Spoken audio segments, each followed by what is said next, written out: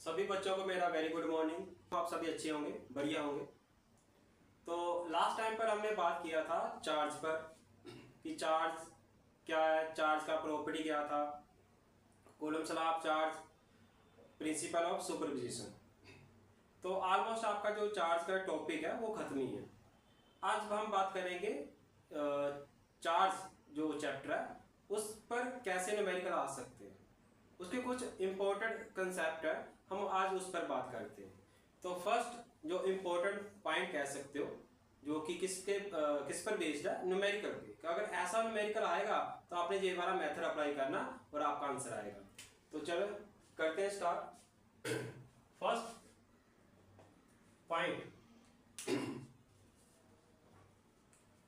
मान लेते हैं आपको दो बॉडी गिवन है, ए और बी।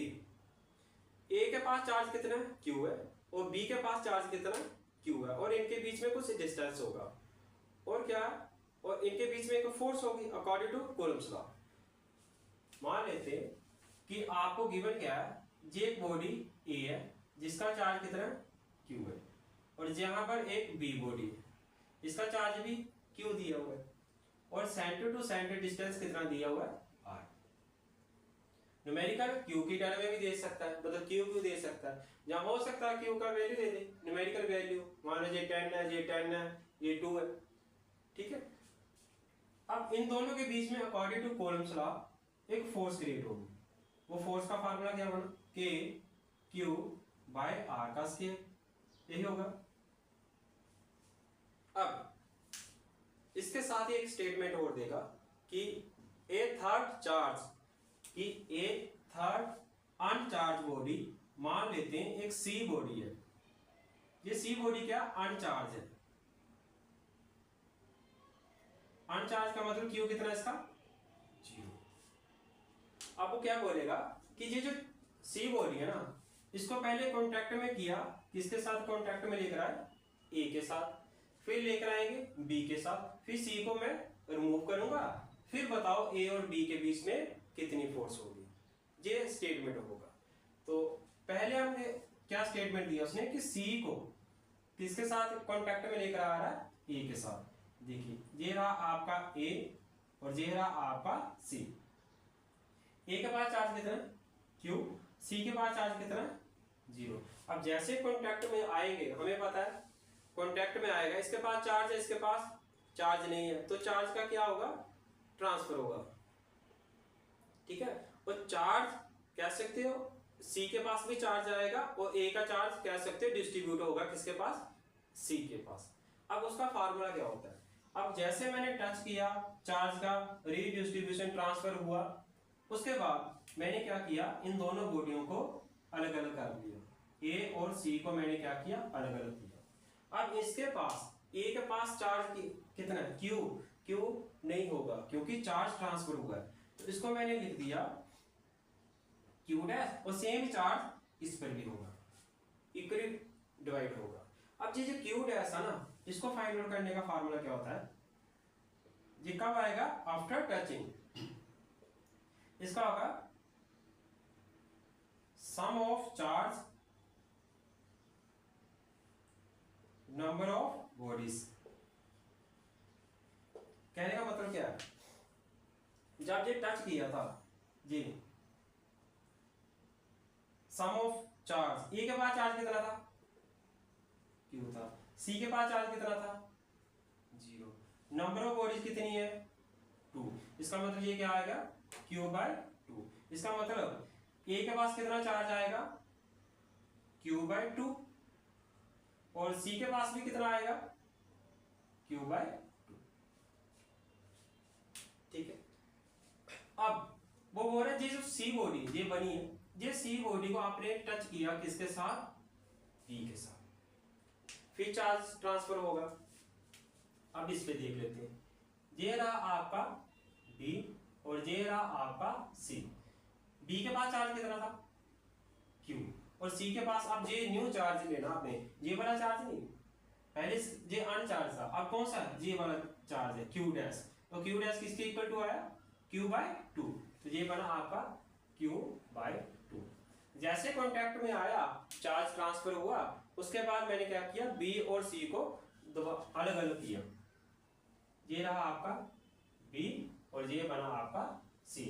अब इसके पास कह सकते हैं क्यू 2 डैश लिख लेते हैं। ये न्यू चार्ज बनेगा, वो कितना बनेगा, आप इस फार्मूले के अकॉर्डिंग निकालो। सेम फार्मूला पढ़ेंगे। सम ऑफ चार्ज कह सकते हैं जी क्यू डैश जो होगा, कॉन्टैक्ट किया, कॉन्टैक्ट करने के बाद इन दोनों को मैंने क्या किया, अलग अलग किया। इसके पास आएगा Q 2 dash Q 2 dash, first dash मैंने यहीं पर मान लिया था। अब इसके पास Q डैश किसका वैल्यू होगा, कितना वैल्यू होगा, सेम फार्मूला लगाओ, sum of charge number of body. अब देखो ये Q डैश किसके equal to, sum of charge Q plus Q by 2, bodies कितनी 2, कितना आएगा 2Q बाय Q 2 बाय 2, तो कितना बना Q डैश 3Q बाय 4। ये चार्ज B और C के पास आएगा कब, जब B C का कॉन्टैक्ट हुआ, टचिंग हुआ, टचिंग होने के बाद वो चार्ज ट्रांसफर होगा, वो जो चार्ज Q 2 डैश, ठीक है, उसका वैल्यू इतना आएगा। तो हम कह सकते हैं B के पास कितना आया 3Q बाय 4, 3Q बाय 4। अब वो बोल रहा है कि ये जो C बॉडी है ना, इसको आपने रिमूव किया और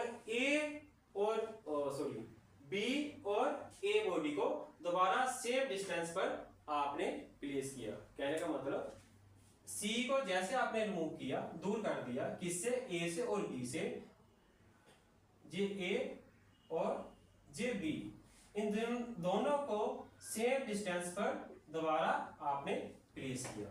तो बताओ जो न्यू फोर्स होगा वो कितना होगा।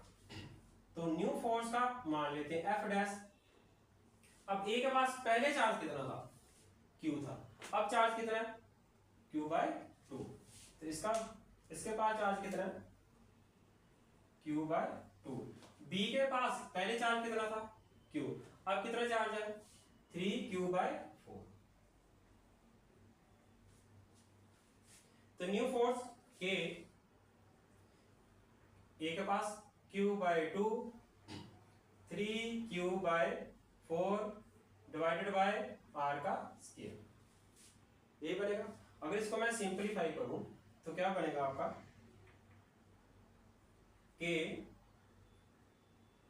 3Q स्क्वायर, 3 पहले लिख लिया, K लिखा, Q square 4A divided by R का स्क्वायर, ये बना।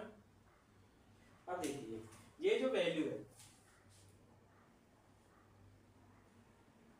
ये किसके इक्वल टू आया था, इनिशियल वैल्यू किसकी, F की। तो क्या हम इसको ऐसे लिख सकते हैं कि F डैश किसके इक्वल टू आ रहा है 3 बाय A F के। ये आपका कह सकते हो आंसर होगा।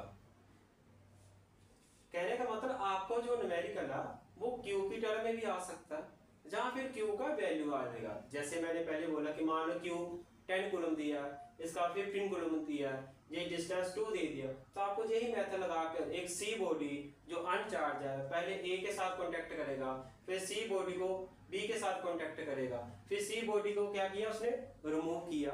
तो बताओ A और B के बीच में अगर सेम डिस्टेंस पर उसको प्लेस करेंगे तो न्यू फोर्स क्या होगी। तो आपको मेथड यही लगाना होगा।